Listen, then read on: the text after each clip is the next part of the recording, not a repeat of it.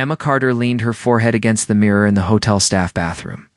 She did not want to cry. Emma Carter looked at her reflection. It looked back at her with eyes that were very tired. The dark circles under her eyes were easy to see, with the bright lights in the bathroom. Emma Carter's pale blue housekeeping uniform was too big for her. She had lost weight because she was too stressed to eat like she should. Emma Carter was also very busy. She did not care about eating. Her phone was buzzing in her pocket. It was another message from the hospital. Emma's hands were shaking really badly as she read the message. The hospital said that Lily's condition was really bad now. It had gotten worse since the night. The doctors said they had to start the treatment away, or else Lily, who was only 16 years old, and my sister might not be alive by the end of the month. The price they showed on the screen was like a scary thing. $150,000. For the special therapy that could save Lily's life, Emma splashed water on her face and straightened her uniform. She had 6 rooms to clean before her shift ended at the hotel. The presidential suite on the floor was one of these rooms. Emma had to clean the suite and 5 other rooms. She grabbed her cleaning cart, headed toward the presidential suite. Dwelling on problems would not change anything for Emma, so she focused on cleaning the rooms, starting with the presidential suite, the Grandview. Hotel in Chicago was a fancy place. It was so expensive that one night in the penthouse cost more than Emma earned in 3 months. Emma had been working at the Grandview Hotel for 2 years now. She was always around. The rich people who stayed there never really saw her. They would walk through the marble lobby and never even look at her. That was okay with Emma. She liked it that way. It meant nobody bothered her with questions about her life or what she was going through. Nobody asked her why she was cleaning toilets when she had a college degree from a school. The Grandview Hotel was a place where Emma could just be herself and not have to explain anything to anyone as she pushed her cart down the hallway. The door to Suite 4802 opened. A man came out. Emma knew who he was right away. It was Maxwell Sterling. His picture was on the cover of Forbes magazine a few weeks ago. Maxwell Sterling is 58 years old. He is one of the richest real estate developers in the country. Maxwell Sterling is famous for changing what cities look like with his projects. This man was really tall, with hair that was brushed back from his face. You could tell he was an important person. His suit was extremely fancy. It probably cost more than what Emma pays for rent for the year. Everything about this man showed that he has a lot of power and money. Like his expensive watch and the way he walked into the room with his head held high like he owned the place. This man, with his suit and silver hair, just seemed to have it all, and you could not help but notice him. Emma looked down fast. Moved to the side so he could go by, but he stopped. "Excuse me," he said in a voice. "I need some towels. The towels in the bathroom are not enough. Can you please send up some towels? The towels we have are just not sufficient." Emma said, "Course, sir." Right away, she made sure her voice was professional and did not show any feelings. Emma wanted to sound neutral when she spoke to him. Emma thought he would just walk away. He did not move. Emma felt like he was looking at her, really looking at her. It made Emma feel funny. Emma looked up at him, saw that he was watching Emma with a face that did not show what he was thinking. The man looked at me, said, "Have we met before?" "No, sir. I would definitely remember that." Emma turned her shopping cart around. She really wanted to get out of there. Wait, there was something. Not the way he said that, which made her stop moving. "What is your name?" "Emma, sir." "Emma Carter," said the name Emma. He said it again to see how it sounded. "You look really tired, Emma. Was your work shift long, Emma?" The personal question really surprised her. People who come to visit never ask how she is doing. "I am fine, sir. I am just busy. I will get those towels for you away." This time, he let Emma go. Emma hurried down the hallway. Her heart was pounding for reasons Emma could not quite explain. There was something in his eyes, something that made Emma feel exposed, like he could see right through the walls Emma had built around herself. She tried to forget what happened with Maxwell Sterling. Maxwell Sterling was everywhere she went for the next 3 days. Maxwell Sterling was in the lobby when she got to work. She would see Maxwell Sterling in the hallway when she was cleaning rooms close by. Maxwell Sterling was at the hotel restaurant where she liked to get a quick cup of coffee sometimes. Each time they met, he would nod politely to Emma. Sometimes they would exchange words. Emma found this really unsettling. Men like him usually do not notice women like Emma. They live in different worlds, the men like him and the women. Like Emma, on the day Emma was cleaning the sitting area near the elevators, when Maxwell came up to her. The person in charge of her supervisor, had gone away for a while to take a break, so Emma was by herself, the things she used to clean. "Emma, I want to talk to you," he said away. "I am working now.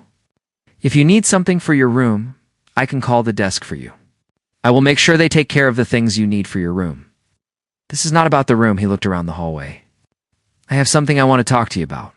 It is a business thing. A business proposition for you." Emma's stomach got all tight. She had heard things from people who clean houses about guests saying things they should not say. Emma always thought she would be able to deal with something like that in a way she would just walk away. There was something about Maxwell that made her stop. Maxwell did not look like a guy or someone who would try to take advantage of her. Maxwell looked very serious, like he was talking about something, the woman said. "I do not want to hear any of this," and she spoke in a voice. She started to gather her things and get ready to leave. The woman was very clear that she was not interested in what the man had to say. So she just said, "I do not want to hear any propositions," and that was it. "Listen to what I have to say. I'm willing to pay $150,000 for one evening of your time. It is one night, and then you will never have to see me again. I want to make this very clear. One evening of your time is what I am asking for. The payment for this will be $150,000. The number really got to Emma. It was like someone punched her. The amount was $150,000. This was exactly the amount of money Emma needed to pay for Lily's treatment. Emma did not think this was an accident. How did he figure out that Emma needed exactly $150,000 for Lily's treatment? "How do you know about my sister?" She said this, then wished she had not sounded so angry. The words came out sharper than she had meant them to. Maxwell looked a little uncomfortable, which was nice to see. He said, "I like to find out about people who catch my attention. When I looked into your past, I found out about what's going on with your sister. You had me investigated." Emma, she felt really angry. This made her feel very upset. "You had no right to do that," Emma told him, her anger getting stronger. "The man said I was right. He said he was sorry for looking into my life. He did not sound like he really meant it. He told me again that his offer was still on the table. He said I could have the money for one night." The amount of money he was talking about was $150,000. He wanted me to think about what that kind of money could do. For my sister. Emma's mind was racing fast. This situation was completely crazy. He was basically asking Emma to do something that felt like selling herself. Everything inside of Emma was against the idea. Emma had her morals and principles that she believed in. Emma was not the kind of person who could be bought or sold for anything. Then Emma thought about Lily, who was really sick and weak in the hospital. Lily's blonde hair was falling out because of the medicine she was taking. It was not making her better. Lily was so young, she had her life in front of her. Emma remembered that Lily was counting on her to take care of her, just like she had promised their mom and dad before they passed away.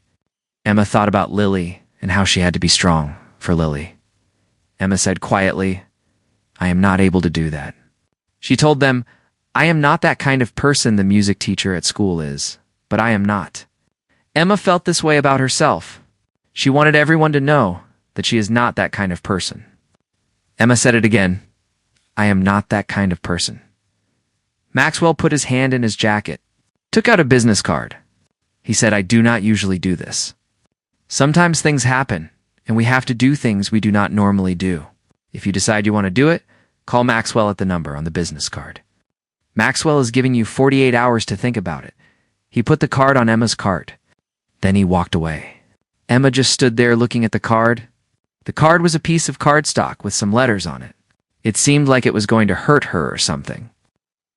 Emma looked at the card like it was something that could blow up at any moment. The card was just sitting there on her cart. Emma was too afraid to touch it. That night, Emma sat beside Lily's hospital bed, holding her sister Lily's hand. The doctors told Emma and her family that things did not look good. If Lily did not get the treatment, Lily would probably be gone in about 4 weeks. If Lily got the new treatment, then Lily had a real chance to get better and maybe even recover completely from her illness.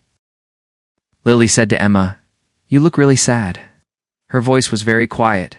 What is wrong with you, Emma? Emma put on a smile. Nothing, sweetheart. I am just really tired from my job at work. Lily looked at Emma. Said you are always tired. Her eyes seemed old for a 16-year-old girl. They looked carefully at Emma's face. You work hard for me, she said.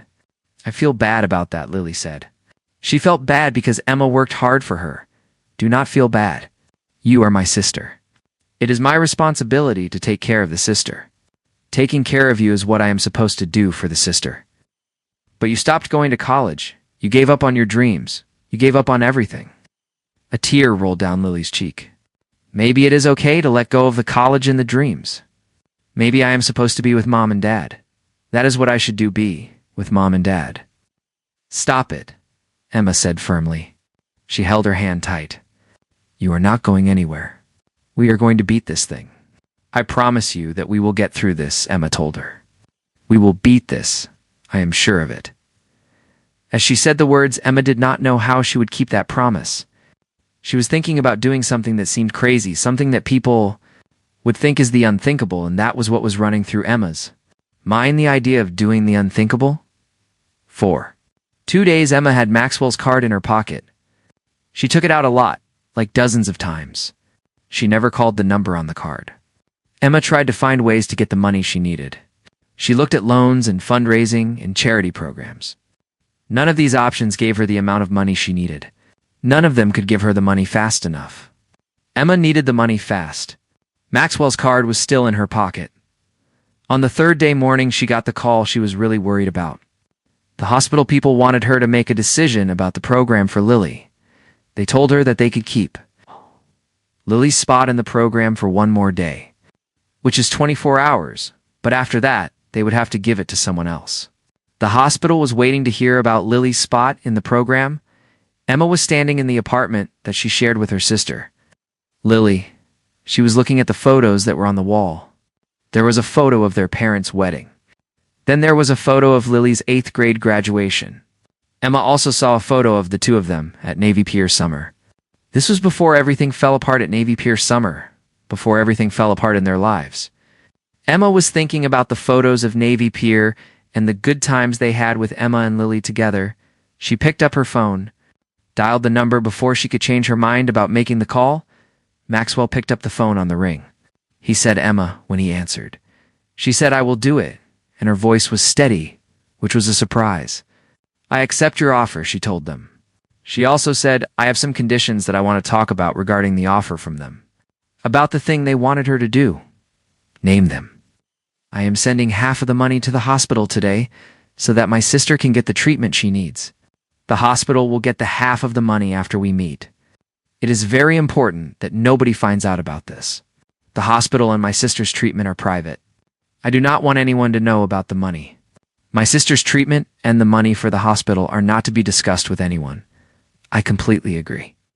My attorney is going to make a contract for the agreement. We will meet at my penthouse tomorrow evening. The meeting will be at 8 o'clock. After he hung up, Emma sat down on the floor. Finally let herself cry. Emma had just agreed to sell Emma to a stranger, which is a really scary thing to do. The good thing is that Lily would live, and that is all that mattered to Emma. Emma just wanted Lily to be okay. The afternoon. Emma got the news that $75,000 had been sent to the hospital. The doctors were going to start the treatment away. That evening, when Emma went to see Lily, her sister was already getting ready for the part of the therapy. Emma was relieved to see that the treatment for Lily was finally starting. Lily looked at me with wide eyes and said, Em, how did you get the money? She then asked, did you win the lottery or something? Emma gently pushed Lily's hair back from her forehead. It is something like that, Emma said. Do not worry about it. Just focus on getting better, okay? Emma told Lily. As Emma left the hospital and headed home to get ready for the evening ahead, she felt numb. She had made her choice. Now she just had to follow through. Emma stood outside Maxwell Sterling's penthouse. Her hand was over the doorbell. She had not rung it yet.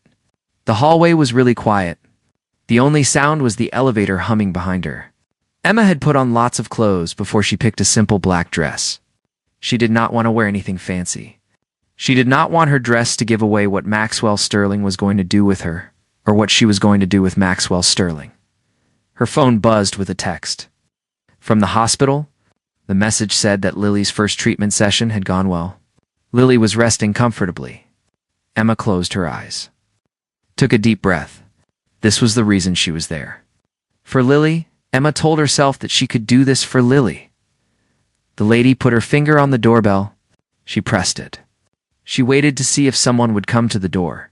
The doorbell was pressed by the lady. Maxwell opened the door, immediately, like he was waiting right there on the other side for her. He had on slacks and a white button-down shirt, with the sleeves rolled up, which made him look more casual than she had ever seen Maxwell. For a moment, Maxwell and she just looked at each other, not saying a word. The man said, "Come in."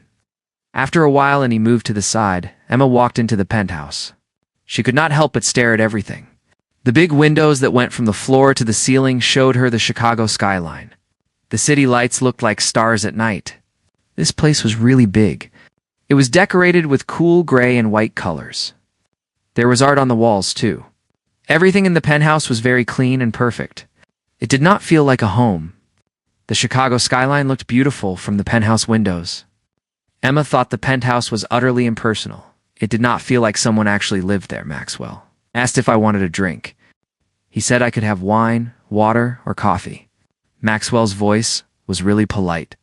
It sounded like he was talking to someone he worked with, not someone he had paid to be with him. Water, please. Emma's throat was dry.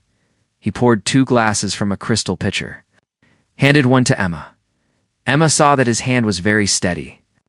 Her hand was not so steady, it shook a bit when she took the glass from him. Emma looked at the glass in her hand, then at the crystal pitcher.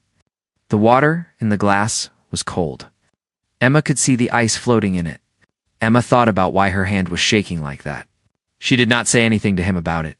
She just looked at Emma's glass, then at his, and they both had water in them from the same crystal pitcher. "Please, you need to sit down." He pointed to the leather sofa. Emma sat on the edge of her seat. She had her back really. Every single muscle in her body was tight. Maxwell was sitting in the chair across from Emma. He was keeping a good distance from her. The silence between Emma and Maxwell was really awkward, and it felt heavy. It just went on and on. "Emma, I need to ask you something," Maxwell said finally. "Are you really sure you want to do this? I mean, think about it. If you are not totally sure, you can just leave now, and that is okay. I will still make sure you get the rest of the money for your sister's treatment. The money will be there for your sister, so you do not have to worry about that." Maxwell looked at Emma, said, "I want to make sure you are doing this because you want to, not because you feel like you have to think about your sister's treatment and what you want to do?" Emma looked at him closely, trying to figure out what he was thinking. She wanted to know what was going on. "Why would you do that?" She asked him, looking for the reason behind what he was saying. Emma was looking for something, some kind of trick or hidden meaning, because she did not understand why he would do that. "Over the few days I have come to understand something. The way I set things up with you was a mistake on my part. I thought I could just deal with you like it was a business deal, but you are not just a business deal. You are a person who is going through something that's really tough, and I took advantage of you when you were in a difficult spot. The arrangement I made with you was a mistake because I did not think about how you would feel. You are a person, not something I can make a deal with. I was not forced by you. My decision was made by myself. I chose to do what I did. That was my choice." He asked, "Did you really make that decision? Was it made for you because of the situation?" He leaned forward, his elbows on his knees. "There is a difference between making a choice because you want to and making a choice because you have no other choice, no other option at all. And that is what I mean by choosing freely, making a decision. Like that, a free choice in choosing because you have to, because you have no other option, because circumstances make it that way, and that is what happened to you. And to the decision you made, the choice you made." Emma felt tears up in her eyes. She put her water glass down on the table with hands that would not stop shaking. "Why are you giving me the money now?" she thought.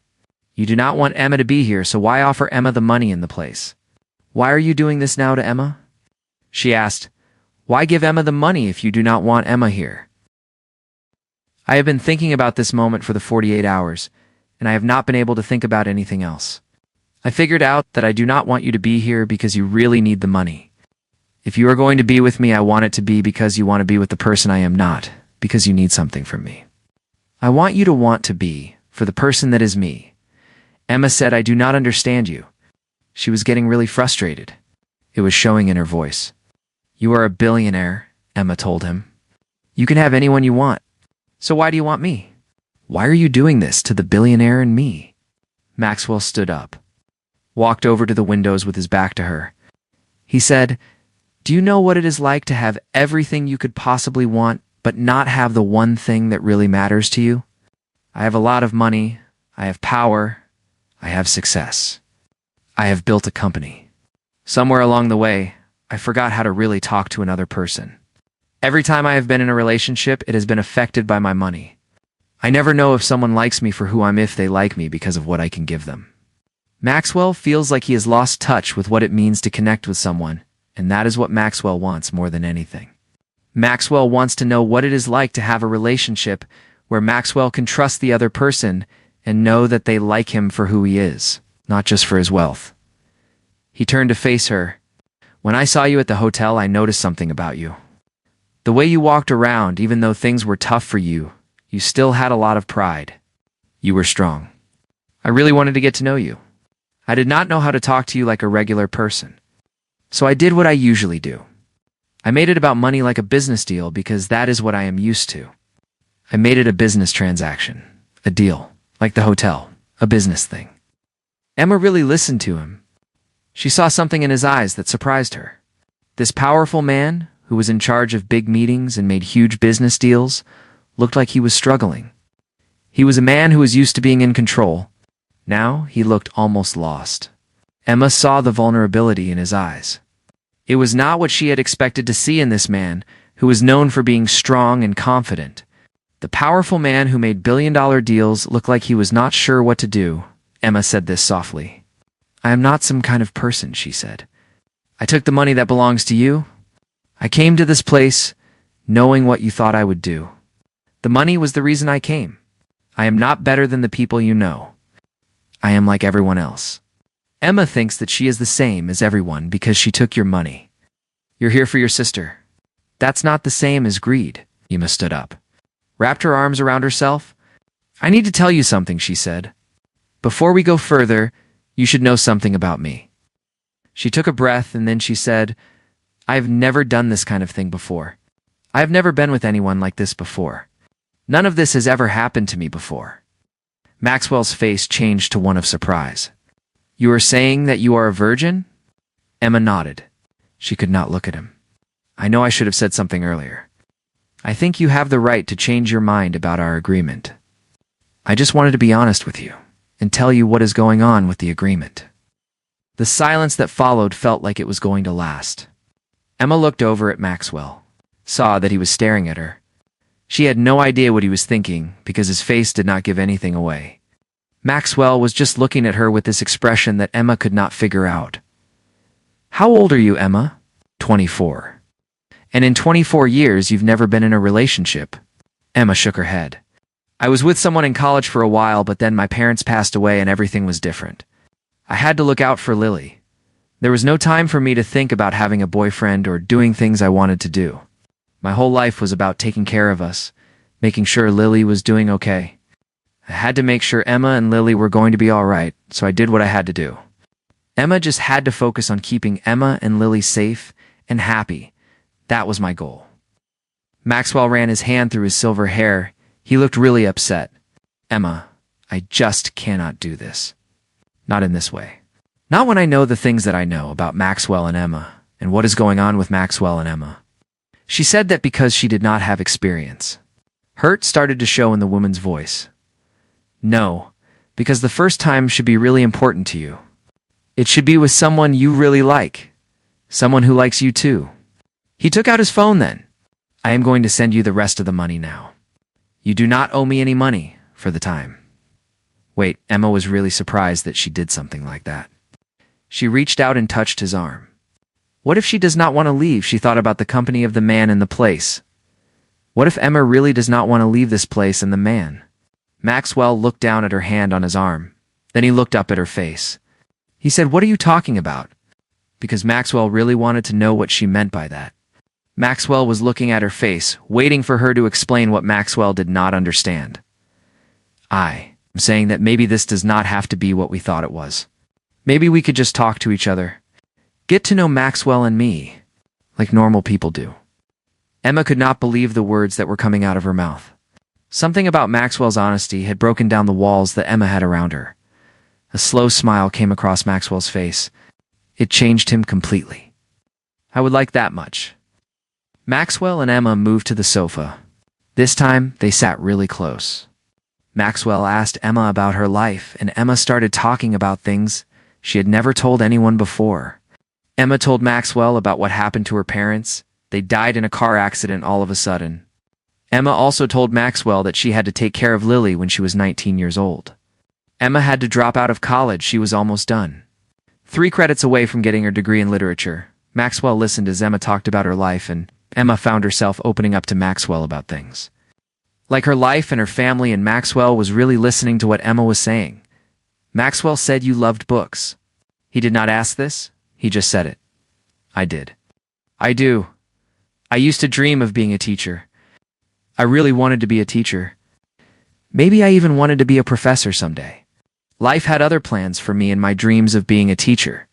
You still have time, you know. It is possible for you to finish your degree at this point. Finishing your degree is something you can still do. Emma laughed in a sad way. What time are we talking about? Where will we get the money from? I am giving you this money. After we pay for Lily's treatment, you will have money left over to go back to school. You can finish the schoolwork that you started. The money I am giving you will help you do that. You will be able to finish what you started at school. The idea was really weird, it seemed. Impossible, and Emma just could not understand it. She said, "Why do you care about this?" You do not even know, Emma. I want to change that. If you will let me, Maxwell talked to them for hours. Maxwell shared his story about Maxwell losing his father when Maxwell was very young. Maxwell had to take over the family business before Maxwell was ready. Maxwell worked hard to build his business. Maxwell was very determined to succeed. Maxwell lost sight of everything else that was important to Maxwell. Maxwell got married 20 years ago. The marriage did not work out. That made Maxwell think that Maxwell was better off without a wife. He said that he has been in relationships since that time. These relationships were not very meaningful. They were really arrangements that people make. He would go out with someone for a month. They would both get what they wanted from each other. Then they would go their ways. The relationships did not involve a lot of emotions or complicated situations. He had relationships with women since then. These relationships were superficial just. Like the others, Emma said that sounds like a lonely thing, and she said it very softly. It was like that. I told myself it was better than the other option. The alternative was not good. It was better than being vulnerable and getting hurt again by someone. He looked at her. Tonight, talking to Sarah? I am remembering what the music festival and other things have been missing. Emma felt something move in her chest. This was not what she thought would happen when she walked into the room. She had gotten ready for something that would feel empty and impersonal.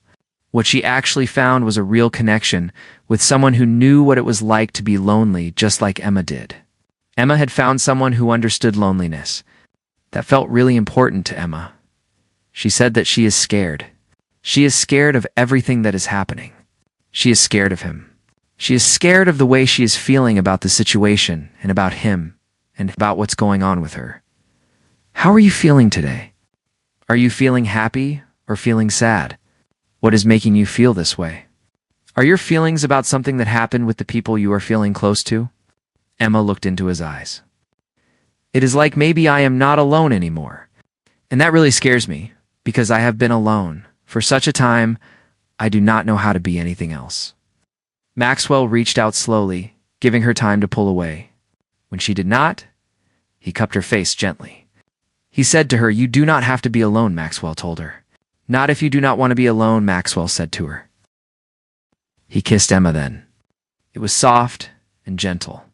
Emma felt tears fall down her face. She was not crying because she was sad. She was crying because she felt happy that someone really understood her, that someone really saw Emma for who she was. When Maxwell and the woman pulled apart, Maxwell wiped her tears away. With his thumb, he looked at her, said, "I want you to stay with me tonight. Not because we have some kind of agreement or because you are getting paid. I want you to stay with me tonight because you actually want to stay with Maxwell." Emma said quietly that she wanted to. What happened next was not what Emma had thought it would be. There was no feeling of being uncomfortable, no feeling like something was being exchanged for something. Maxwell was very patient and gentle. He took his time. He made sure Emma felt safe and loved. Maxwell treated Emma as if Emma was something special, something that should be taken care of and loved, not something that could be used and then thrown away. Maxwell made Emma feel like Maxwell really cared about. Emma talked after that. Emma and Maxwell lay all tangled up together in Maxwell's bed. The lights from the city outside made shadows on the ceiling. Emma put her head on Maxwell's chest, listened to Maxwell's heartbeat, which was beating really steadily. The woman asked, "What happens now?" in a voice. "Now we figure out the problem together. If you want to do that, I do feel that way. Our lives are really different. You are a billionaire. I clean hotel rooms. How could this possibly work for the billionaire and me? I mean, the billionaire has a lot of money. I do not. I clean hotel rooms for a living. The billionaire does not." Maxwell held her tight. He said, "We will make this work. I will help you finish school. You can get a place to live that is closer to the hospital so you can see Lily whenever you want. We will take our time, get to know Maxwell and you really well. You are talking about a relationship. A relationship. Is it really that difficult for people to believe something like this? I mean, it is not that complicated. The thing is, people often have a time believing things that are a little unusual. The fact is, this is something that is really happening, and people should be able to believe it. I think it is pretty simple to understand. I do not see why people have such a hard time with it." Emma lifted herself up on her elbow to look at him. "Yes, actually, this whole thing started as a business deal. So how do we get past the fact that it was a business transaction? With him and this business transaction is still a part of our situation. Every day, we make a choice to do this. We decide to do this thing. We choose to believe in each other, to be open with each other, to give it a shot." He gently put a piece of her hair behind her ear. "I know things will not be simple. Emma, we are, from places. People are going to talk about us. They are going to ask us questions. I have not felt this good in 20 years, Emma. I do not want to stop feeling this way, Emma." Emma felt hope come alive in her chest for the time. "In years," she said, "neither am I." These two people were very lonely. They found comfort in each other. They fell asleep with their arms around each other. This was a surprise to both of them because they did not expect to find someone to care about in this situation. The two people were happy to have found each other, even if it was unexpected. When Emma woke up the morning, the sun was shining through the windows. She felt scared for a moment, thinking that everything with Maxwell had been a dream. Then Maxwell's arm got tighter around her waist, and he pulled her back against Maxwell's chest. The man said morning really softly against the woman's hair. "Good morning." Emma turned in his arms to face him. The morning light made him look softer, like a real person, the kind of person you can talk to and feel comfortable with. He really looked like a being. In that moment, not as tough as he seemed before, Maxwell said to Emma that he really meant everything he said the night. He looked at her as if he knew what she was thinking. This thing with Emma is real for Maxwell. He wants to know if it is real, for Emma too. To Emma said it is. She really meant it. She needs to take things one step at a time. Emma needs to figure out who Emma is when Emma is. Not just Lily's sister. Emma has been getting by for a long time, but Emma does not know how to, really. Live like the way Emma wants to live. We will figure this out together. There is no pressure. We do not have any expectations. We are two people who are learning to be ourselves when we are with each other. Over the few weeks, Maxwell and Emma did just that. Maxwell helped Emma move into an apartment near the hospital. He paid for Emma to go back to university so Emma could finish her literature degree. What really mattered was that Maxwell gave Emma the space Emma needed to figure out who Emma was. Emma went to see Lily every day. She felt happy when she saw that Lily was getting better. The medicine Lily was taking was really working. Lily was going to be okay. She was going to be strong. She was going to have a good life. Emma had wanted this for Lily much, and now it was finally happening. Emma was relieved that Lily would have a future, that Lily would be able to do all the things Emma had wanted for her. Emma and Maxwell took things slow and easy. They had dinner together a lot, like a times a week. They also went to museums and concerts. Emma and Maxwell would talk for hours about all sorts of things and about nothing at all. Then Maxwell met Emma's sister, Lily. It was really nice because Lily really liked Maxwell. Emma was surprised by how much her sister liked him, Maxwell. Lily said to Emma one afternoon, "When she came to visit, he looks at you like you are the thing that has ever happened to him. You look at him the way, Emma. I am happy for you, Emma. You really deserve to be this happy. With him the way he looks at you, and the way you look at him." Emma squeezed her sister's hand tightly. "We both deserve to be happy. Happy endings are what we deserve. I think happy endings are what the two of us are finally getting now." 6 months. After that night, Emma finished school with her degree in literature. Maxwell and Lily were in the audience cheering for Emma when they said her name. They cheered louder than everyone. Emma thought about all the things she had done when she walked across the stage to get her diploma. Emma had come away to get her literature degree. She walked into Maxwell's penthouse that night because she thought she had to sell herself to help her sister. What she found was someone who actually thought she was worth something. This person helped her to see that she was worth something too.